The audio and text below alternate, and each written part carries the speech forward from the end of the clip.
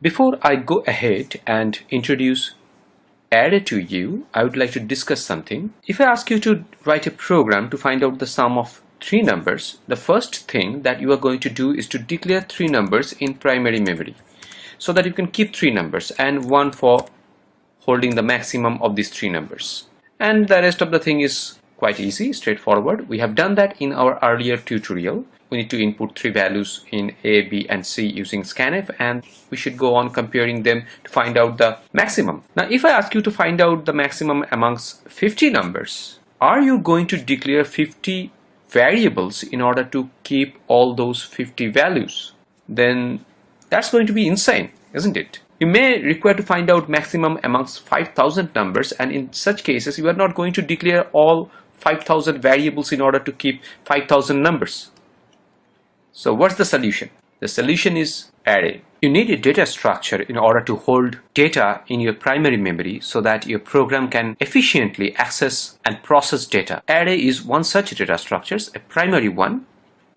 In C, we declare an array in this way. The syntax is pretty simple. Here, X is the name for the array, 100 is the size of the array, and int is the type for the array. That means X is an array of 100 integers. So X can contain 100 integers in primary memory. Now, if I just draw the picture to make you understand, it's something like this. Please remember that array is always contiguous allocation. That means the memory is not discrete. All the elements of the array is allocated one after another in the primary memory. So there are 100 rooms for array X, since the size of the array is 100. So there are 100 rooms and they are contiguous. Each room is accessible through the index number, where the index number of the first room is 0, and therefore the index number of the last room of this array is 99. So if there are n elements in an array, always the index of the last room is n-1 and the first room is 0. Array is always homogeneous. That means all the rooms contains same type of data. You cannot have an array where the first element contains integer, second float and third double. That's not possible. In order to access the elements of an array, what you need to do is to mention the index number with the array name and the subscription operator. This third bracket is called the subscription operator. Now if I want to access the array element, say I want to assign 10 to the first element, then this is the syntax. X0 indicates or refers to the first element of the array equals to 10. Then 10 is assigned to the first element.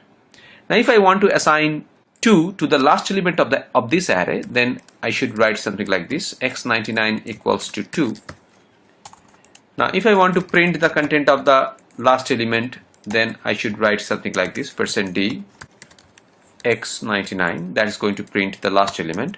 I want to add up the content of first element and the content of last element, and I want to put it on the second element. So the second element could be referred using the index number 1. So x third bracket 1, that is referring to the second element of the array, and I want to add up the first element with the last one, and I want to put it to the second element. So this is the syntax. Now this is going to add the first element with the last element, and the result is going to be assigned to the second element. So now if I print the content of the second element, it's going to be the summation of first element and last element.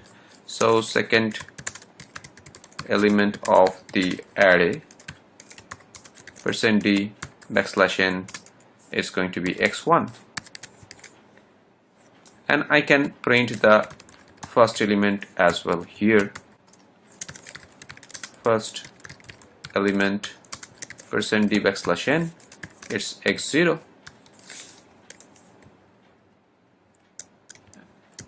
Last element %d \n is x99. So I'm going to execute the program to show you that it's working fine. Here you go.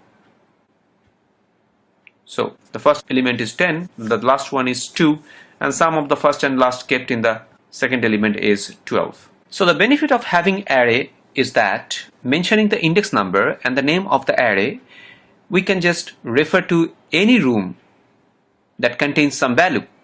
We don't need to declare 100 different variables, but a single array is going to do the trick for us.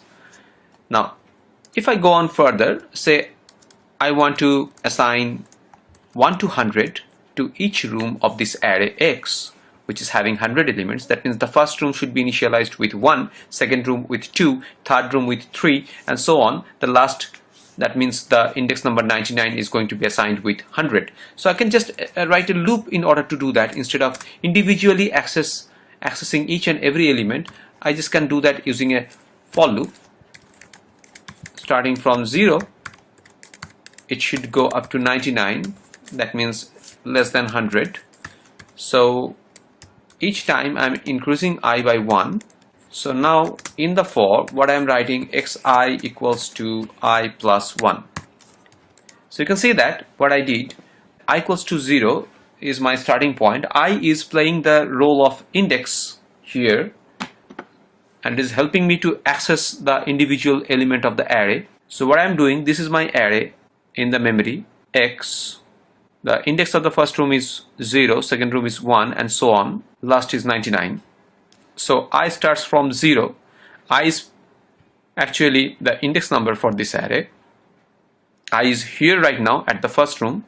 0 less than equals less than 100. So I will go up to 99. That's the index for the last room. 0 less than 100 is true for the first time. So we are entering to the loop body.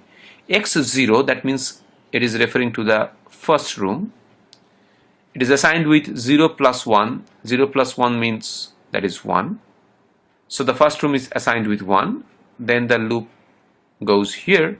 The I is increased to 1. So the I goes to the next room. So we come here in room number 2. Now 1 less than 100 is again true. So the control enters into the loop body. So now this time x1 refers to this room. So that is going to be assigned with 1 plus 1, 2. The value of I is 1. So that is added up with 1, that is 2. So in this way it's going on. It will go on, and here it will be assigned with 100. And when the value for I is 100, then it comes out of the loop. I can just print the array for you into the console so that we see that it is really happening correctly. So I'm writing the code to print the content of the array. So it's going to be again from I equals to 0 to I less than 100, I plus plus. And what I'm doing here is printf %d, and I'm putting a comma. So it will print each number from each room, and then a comma comes so that we can separate the numbers, and then xi.